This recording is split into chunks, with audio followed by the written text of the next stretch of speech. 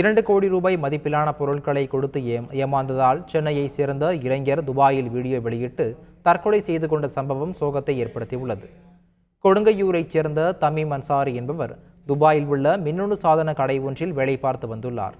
அந்த கடையில் இருந்து சுமார் 2 கோடி ரூபாய் மதிப்பிலான பொருட்களை ராமநாதபுரத்தைச் சேர்ந்த மூவருக்கு விற்பனை ரீதியாக கொடுத்ததாகவும் மூவரும் பொருளுக்கான பணத்தை கொடுக்காமல் ஏமாற்றியதாகவும் கூறப்படுகிறது.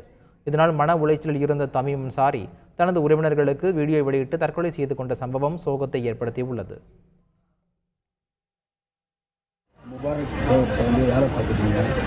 அவர் வந்து கடையில் நிறைய ஒப்படைச்சார். நான் ஜாமான் யாசக்குன்னு ஒரு பையன்ட்டு கொடுத்தேன். அந்த பையன் வந்து ஜாமான் எடுத்துகிட்டு போயிட்டான்.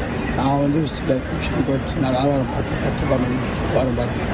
அதில் ஒரு போக எனக்கு கிடச்சிச்சு. நான் அதை அவருக்கு தெரியாமல் எடுத்துக்கிட்டேன். வீட்டுக்கு செலவு எடுத்துக்கிட்டேன். ஆனால் மரணத்துக்கு யாசை குடும்பம்னா காரணம் வேறு யாரும் கிடையாது.